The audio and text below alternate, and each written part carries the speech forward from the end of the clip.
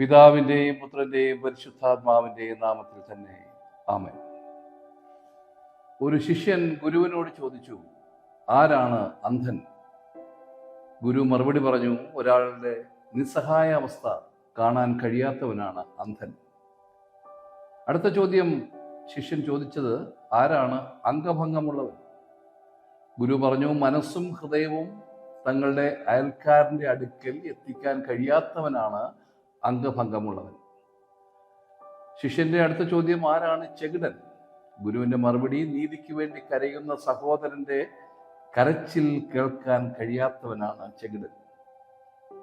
ഫെബ്രുവരി 8 ഞായറാഴ്ച healing ministry സൺഡേയാണ്. സൗഖ്യദായക ഞായറായി നാം ആചരിക്കുന്നു.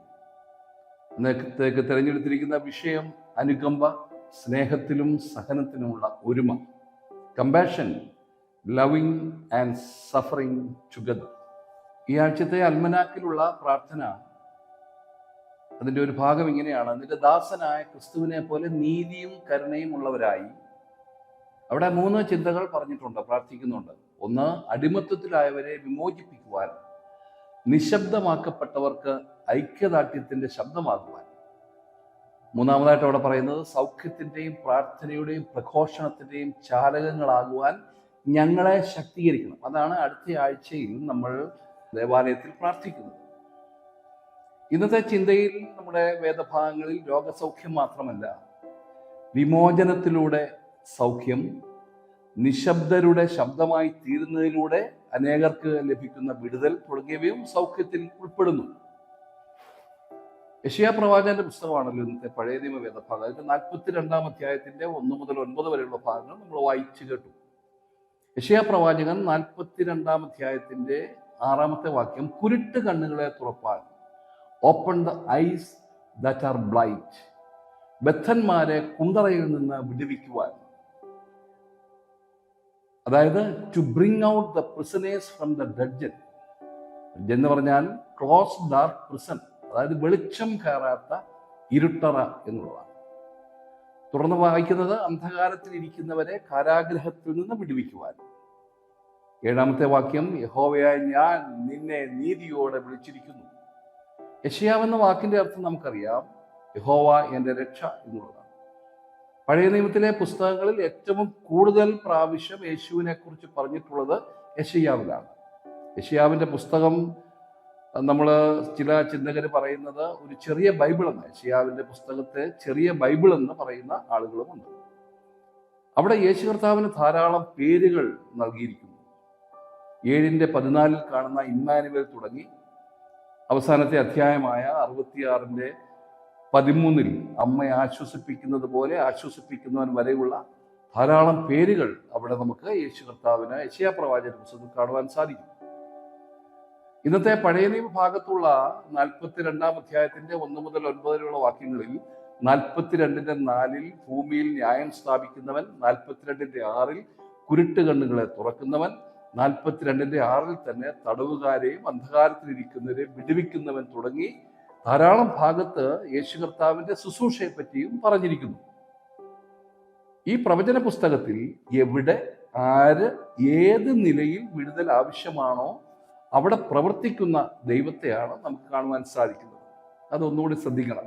എവിടെ, ആര്, ഏത് നിലയിൽ വിടുതൽ ആവശ്യമാണോ അവിടെ പ്രവർത്തിക്കുന്ന ദൈവത്തെ നമുക്ക് യെശയ്യാ പ്രവാചകന്റെ പുസ്തകത്തിൽ കാണുവാൻ സാധിക്കും. ഒരു വാക്യം മാത്രം നമ്മുടെ പഴയ നിയമ വേദഭാഗത്തിൽ നിന്ന് വായിക്കാം. 42:3 ചതഞ്ഞ ഓട അവൻ ഒടിച്ചു കളയുകയില്ല.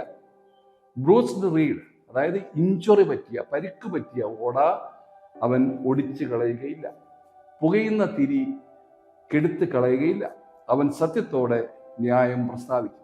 ഇതാണ് യെശയ്യാ പ്രവാചകൻ. എവിടെ, ആര്, ഏത് നിലയിൽ വിടുതൽ ആവശ്യമാണോ അവിടെ പ്രവർത്തിക്കുന്ന ദൈവത്തെ നമുക്ക് പ്രവചന പുസ്തകത്തിൽ, യെശയ്യാവിന്റെ പുസ്തകത്തിൽ കാണുവാൻ സാധിക്കും. എന്നാൽ ഇന്ന് എന്താണ് ലോകത്തിന്റെ അവസ്ഥ? ലോകത്തിന്റെ 3 അവസ്ഥകൾ ഞാൻ അതിനെ ഇങ്ങനെ വിശകലനം ചെയ്യുന്നു, മനസ്സിലാക്കുന്നു. ദൈവം നീതി ഉദ്ദേശിക്കുമ്പോൾ ലോകം ഭീതി പരത്തുന്നു. 2, ദൈവം ന്യായം ഉദ്ദേശിക്കുമ്പോൾ ലോകം അന്യായം പ്രവർത്തിക്കുന്നു. 3, ദൈവം വിടുതൽ ആഗ്രഹിക്കുമ്പോൾ ലോകം തടവിനെ പുണരുന്നു.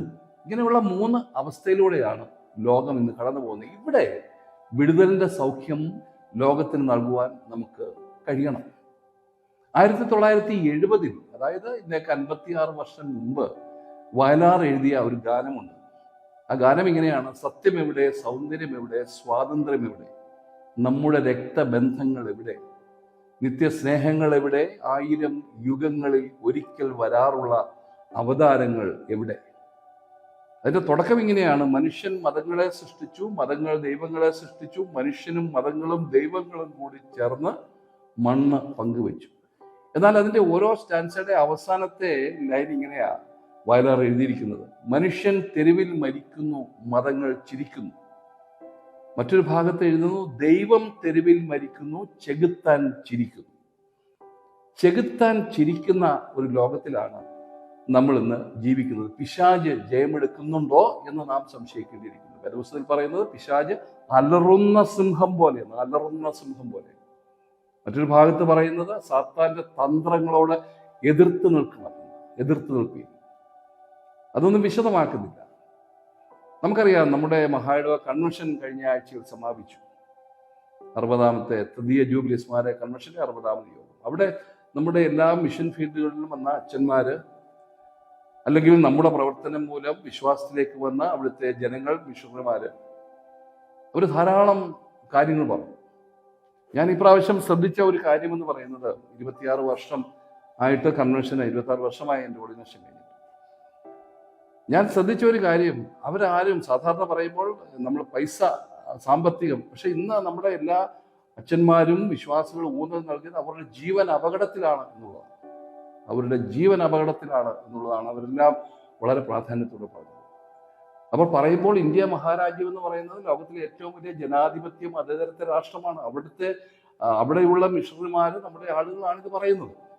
അപ്പോൾ ചെകുത്താൻ ചിരിക്കുന്ന ഒരു ലോകത്തിലാണ് നമ്മൾ ജീവിക്കുന്നത്. ഇവിടെ എങ്ങനെ വിടുതലിന്റെ സൗഖ്യം ഈ ലോകത്തിന്, ഈ സമൂഹത്തിന് നൽകുവാൻ സാധിക്കും? അതിന് 1-2 വേദഭാഗങ്ങൾ കൂടി പറഞ്ഞ് ഞാൻ അവസാനിപ്പിക്കാം. യാക്കോബിന്റെ ലേഖനമാണല്ലോ നമുക്ക് വായിക്കാനുള്ളത് ലേഖന ഭാഗത്ത്. അതിന്റെ 5-ാം അധ്യായത്തിന്റെ 16-ാം വാക്യം പറയുന്നു: എന്നാൽ നിങ്ങൾക്ക് രോഗശാന്തി വരേണ്ടതിന്, അതിനെ ഞാൻ വിടുതലിന്റെ അനുഭവത്തിലേക്ക് വരേണ്ടതിനെന്നൊക്കെ ഞാൻ അതിനെ ഒന്ന് മാറ്റുക.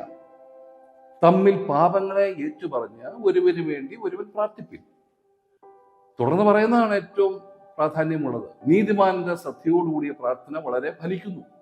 The prayer of a righteous person.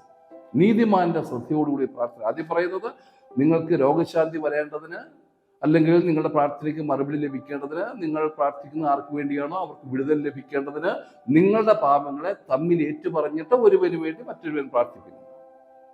എന്നിട്ട് പറയുന്നത് നീതിമാന്റെ ശ്രദ്ധയോടുകൂടിയ പ്രാർത്ഥന വളരെ ഫലിക്കുന്നു. എന്താണ് ഇതിന്റെ അർത്ഥം? ഇന്ന് വിടുതൽ ആഗ്രഹിക്കുന്നവരുടെ വിടുതലിന് തടസ്സം പ്രാർത്ഥിക്കുന്നവർ നീതിമാന്മാരല്ല എന്നുള്ളത്. ഇതിന് അടിവരയിടുന്ന വേദഭാഗം തന്നെയാണ് സുവിശേഷ വേദഭാഗത്തിലുള്ളത്. വിശുദ്ധ മത്തായിയുടെ സുവിശേഷം 9-ാം അധ്യായം 36, 37, 38 വാക്യങ്ങൾ നമുക്ക് കാണാൻ സാധിക്കും. വിശുദ്ധ മത്തായി 9:36 എന്താ പറയുന്നത്?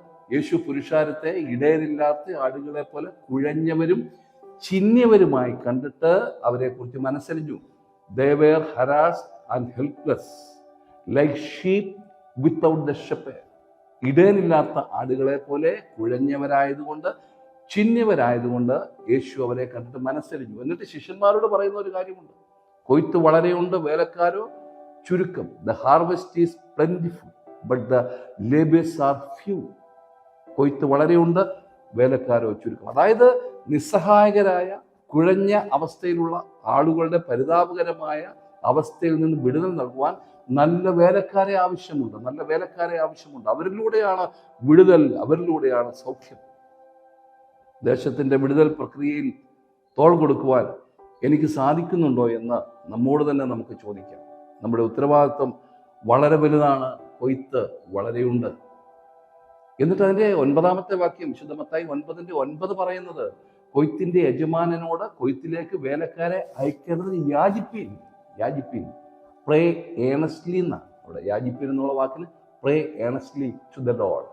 അതായത് ഗൗരവമായി, ആത്മാർത്ഥമായി ദൈവത്തോട് പ്രാർത്ഥിക്കണം. എന്താണ് പ്രാർത്ഥിക്കേണ്ടത്?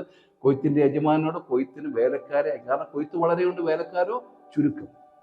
ഇതാണ് ഇന്നത്തെ അവസ്ഥയിൽ എനിക്ക് എന്ത് ചെയ്യാൻ സാധിക്കും ഈ ലോകത്തിന് വേണ്ടി എന്നുള്ളത്. ഒരു നീതിമാന്റെ അവസ്ഥയിൽ എന്നിട്ട് ആ യാക്കോബിന്റെ ലേഖനത്തിൽ തന്നെ പറയുന്നുണ്ട്, ഏലിയാവിന്റെ പ്രാർത്ഥന പറയുന്നുണ്ട്. മഴ പെയ്യാൻ പറഞ്ഞപ്പോൾ മഴ പെയ്തു, മഴ വേണ്ടാന്ന് പറഞ്ഞപ്പോൾ മഴ പെയ്തില്ല. ഇതൊക്കെ പറയുന്നുണ്ട്. സമയമില്ലാത്തതുകൊണ്ട് ഞാൻ അതിലേക്ക് ഒന്നും അങ്ങോട്ട് കടക്കുന്നില്ല. ഞാൻ അവസാനിപ്പിക്കട്ടെ. മാർട്ടിൻ ലൂതർ കിങ് ജൂനിയർ ഒരിക്കൽ പറഞ്ഞു, മീനിനെ പോലെ വെള്ളത്തിൽ ഊളിയിട്ട് സഞ്ചരിക്കുവാൻ നാം പഠിച്ചു, ആകാശത്തെ പക്ഷികളെ പോലെ പറക്കുവാൻ നാം ശീലിച്ചു, പക്ഷേ മനുഷ്യനെ പോലെ ജീവിക്കുവാൻ നാം പഠിച്ചില്ല.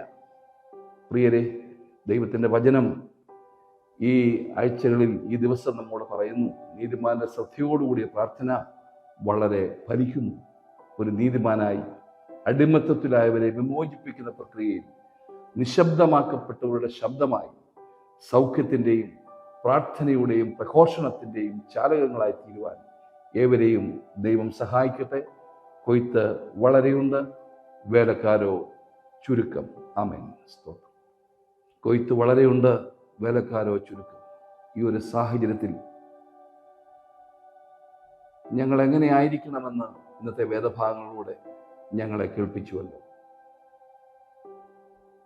ഞങ്ങളുടെ ജീവിതത്തിൽ ഞങ്ങളുടെ കുറവുകളെ ഏറ്റുപറഞ്ഞ്, പാപങ്ങളെ ഏറ്റുപറഞ്ഞ് ഒരുവന് വേണ്ടി മറ്റൊരുവൻ പ്രാർത്ഥിക്കുമ്പോൾ ആ ഏറ്റുപറച്ചിലിന്റെ അനുഭവത്തിലായ വ്യക്തിയെ നീതിമാൻ എന്ന് പറയുകയും നീതിമാന്റെ ശ്രദ്ധയോടുകൂടി പ്രാർത്ഥന വളരെ ഫലിക്കുന്നുവെന്ന് ഏലിയാവിനെ ഉദ്ധരിച്ചുകൊണ്ട് വിശുദ്ധ വചനം ഞങ്ങളോട് പറയുകയും ചെയ്തുവല്ലോ. പ്രവചന പുസ്തകത്തിൽ എത്രയോ ആളുകൾ വിടുതലിന് വേണ്ടി ആഗ്രഹിക്കുന്നു. അവർക്ക് വിടുതൽ നൽകുവാൻ, അവർക്ക് വേണ്ടി പ്രാർത്ഥിക്കുവാൻ, അവരുടെ വിടുതലിന് വേണ്ടി തോളോട് തോൾ ചേർന്ന് പ്രവർത്തിക്കുവാൻ ഞങ്ങളെ ഓരോരുത്തരെയും സഹായിക്കണമേ. അതിന് വിശുദ്ധ വചനം ഞങ്ങളോട് പറഞ്ഞത്, ഞങ്ങൾ നീതിമാന്മാരുടെ അവസ്ഥയിലാകണം. കാരണം സാത്താൻ ചിരിക്കുന്ന ഒരു ലോകത്തിലാണ് ഞങ്ങൾ ജീവിക്കുന്നത്. സാത്താൻ്റെ തന്ത്രങ്ങളോട് എതിർത്ത് നിൽക്കണമെങ്കിൽ ഒരു നീതിമാന്റെ അനുഭവത്തിൽ മുന്നോട്ട് പോയാൽ മാത്രമേ സാധ്യമാവുകയുള്ളൂ എന്ന് വിശുദ്ധ വചനം ഞങ്ങളെ കേൾപ്പിച്ചപ്പോൾ ആ വചനത്തിനനുസരിച്ച് ഞങ്ങളെ തന്നെ ദൈവകരങ്ങൾ സമർപ്പിച്ചുകൊണ്ട് ഈ സമൂഹത്തിലേക്കൊന്ന് ഇറങ്ങിച്ചെല്ലുവാൻ ഞങ്ങളെ ഓരോരുത്തരെയും സഹായിക്കണം. അതിനായി ഞങ്ങളെ ഓരോരുത്തരെയും ബലപ്പെടുത്തണം. യേശു മൂലം അടിയങ്ങളുടെ പ്രാർത്ഥന കേട്ട് ഉത്തരം നൽകണമേ. ആമേൻ.